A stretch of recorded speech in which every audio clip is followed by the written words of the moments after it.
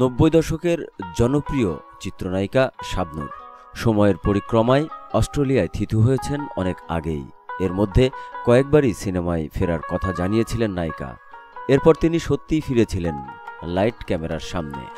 গেল বছরের এপ্রিলে রঙ্গনা সিনেমা নিয়ে দীর্ঘ অনেক বছর পর ক্যামেরার সামনে দাঁড়ান শাবনূর। মে মাসে অর্ধেকের বেশি সিনেমাটির দৃশ্যধারণ শেষ করে আবার সিডনিতে ফিরে যান নায়িকা। এরপর কেটে যায় ১৪ মাসেরও বেশি সময়। চলতি বছরের ৮ই আগস্ট থেকে সিনেমার বাকি অংশের শুটিং হওয়ার কথা থাকলেও দেশের চলমান পরিস্থিতির কারণে দেশেই ফিরতে পারেননি শাবনূর।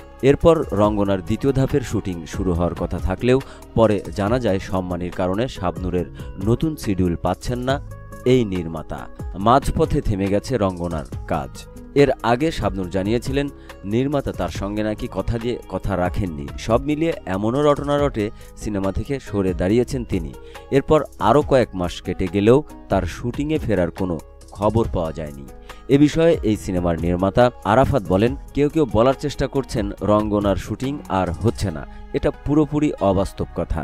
শিগগিরই শাবনূর আপা দেশে আসবেন, তারপর শুরু হবে শুটিং। শাবনূর আপার সঙ্গে প্রতিনিয়ত কথা হচ্ছে। সবকিছু ঠিক থাকলে আগামী নভেম্বরে সিনেমার শুটিং করার পরিকল্পনা আছে।